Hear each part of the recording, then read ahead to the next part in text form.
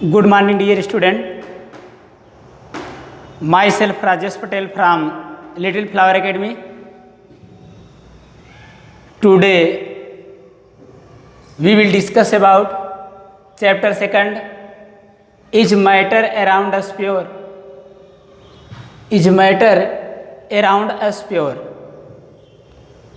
Means हमारे चारों तरफ जो पदार्थ पाए जाते हैं, आसपास जो पदार्थ पाए जाते हैं, क्या वो शुद्ध हैं? बच्चों, पिछले वीडियो में जो पिछले चैप्टर का वीडियो था उसमें हमने आपको मैटर के बारे में डिटेल बताया था कि आखिर मैटर क्या है, जिसमें मास हो, जो स्पेस लेता हो, जिसमें वॉल्यूम हो, मास हो, वॉल्यूम हो, है ना, वह क्या है? आपका मैटर है। मैटर को क्लासिफाई भी किया गया था फिजिकल स्टेट के आधार पर। फिजिकल और केमिकल स्टेट, दो स्टेट बताई गई थी। फिजिकल स्टेट में सॉलिड, लिक्विड, गैस जैसी स्टेट्स के बारे में आपको बताया ही गया था। इसमें आपको केमिकली क्या है डिटरमाइन या क्लासिफाई करना है। कैसे हम क्लासिफाई करें, मैटर की केमिकल प्रॉपर्टीज़ क्या हैं? तो आइए मैटर को क्लासिफाई करते हैं। मैटर को दो भागों में क्लासिफाई किया जा सकता है केमिकली जो है। एक तो वह प्योर होगा या वह इम्प्योर होगा। क्या होगा?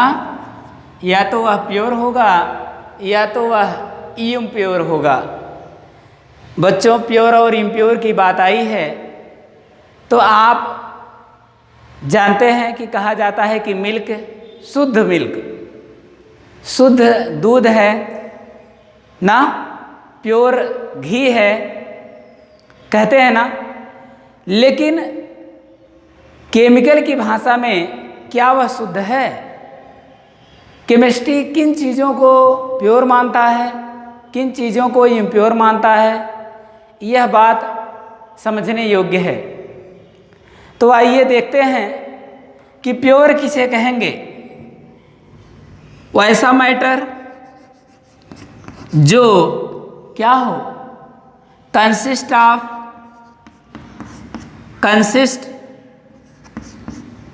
Of only one type of particle, one type of particle. ऐसा मैटर जो एक ही प्रकार के पार्टिकल्स से मिलकर के बना है उसे हम मैटर कहेंगे, उसे हम प्योर सब्सटेंस कहेंगे। जैसे sodium, magnesium, copper, pure water,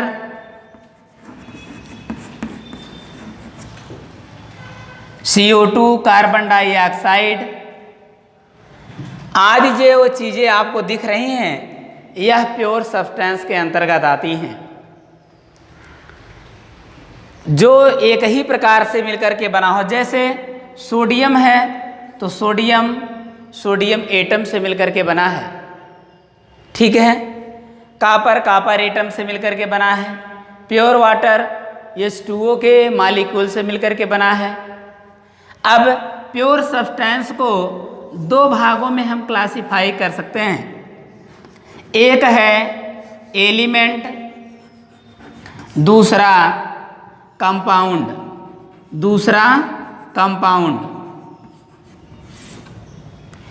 element क्या है बच्चों? बताया गया, परिभाषा है प्योर सब्सटेंस की, consist of only one type those matter है ये, है ना। तो एलिमेंट क्या है? It is consist of only one type of atom and not divided by physical and chemical method.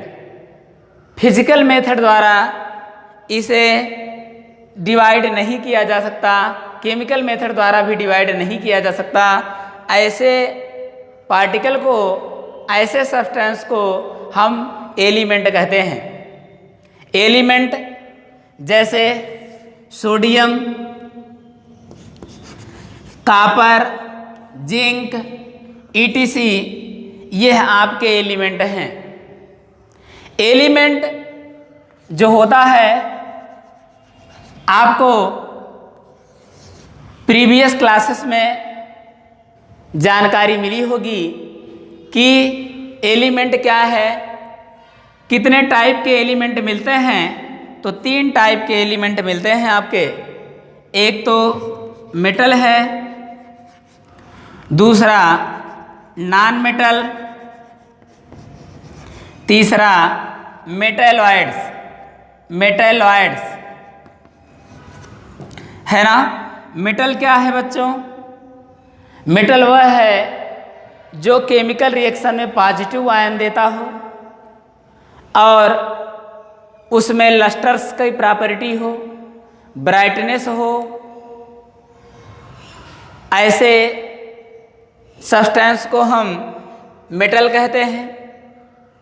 Metal 84 हैं, उनमें से sodium, potassium, calcium, magnesium, etc, ये सब क्या है आपके मेटल हैं।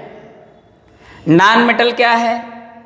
केमिकल रिएक्शन में ये निगेटिव आयन देते हैं, है ना, और इनमें कुछ खास लस्टर्स नहीं होता, लेकिन कुछ ऐसे नॉन मेटल्स हैं जैसे आयोडीन और कार्बन के एलॉय जैसे डायमंड और ग्रेफाइट, इसमें ब्राइटनेस होता है और ये आपके मेटल ऑक्साइड बनाते हैं, नॉन मेटल ऑक्साइड। तो यह जो है आपका कार्बन, सल्फर, है ना, फास्फोरस, ये सब क्या हैं आपके नॉन मेटल हैं। और मेटलॉइड्स क्या है? जिनमें मेटल और नॉन मेटल दोनों की प्रॉपर्टी प्रेजेंट हो, उसे हम नॉन मेटल कहते, उसे हम मेटलॉइड्स कहते हैं। मेटलॉइड्स के अंतर्गत आपके जर्मेनियम, आर्सेनिक, ये सब क्या हैं? मेटलॉइड्स के अंतर्गत रखे गए हैं। अब एलिमेंट से संबंधित जो महत्वपूर्ण आपके पॉइंट्स थे वो समाप्त हुए। अब आपके बात कंपाउंड की करते हैं। It is consist of one type of molecule. आपका कंपाउंड किसे कहेंगे आप? When 2 or more atom mix with a definite amount, definite ratio, it is known as compound. Compound में जो एलिमेंट होता है वह डिफिनिट रेशियो में जुड़ करके कंपाउंड का, 2 या 2 से अधिक एलिमेंट डिफिनिट रेशियो में जुड़ करके कंपाउंड का फॉर्मेशन करता है। तो कंपाउंड के अंतर्गत जैसे आपका यहाँ पर दिया गया है बच्चों, प्योर वाटर और कार्बन डाइऑक्साइड, यह आपका प्योर वाटर और कार्बन डाइऑक्साइड, यह आपका क्या है? कंपाउंड है। कंपाउंड के बारे में आगे चर्चा और होगी, ठीक है। आगे जो है इम्प्योर सब्सटेंस की बात करते हैं बच्चों। तो इम्प्योर सब्सटेंस क्या है? It is consist of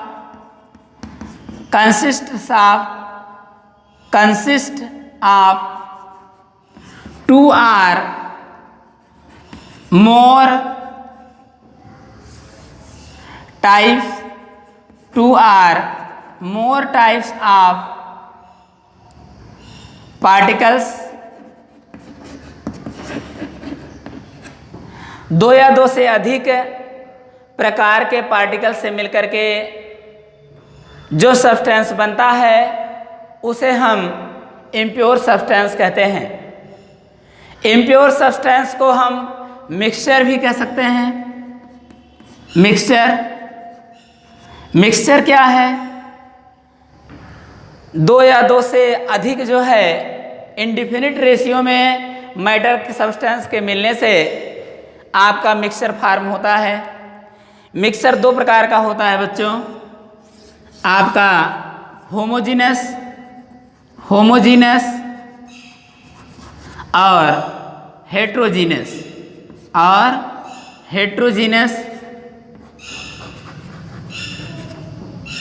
homogeneous जिस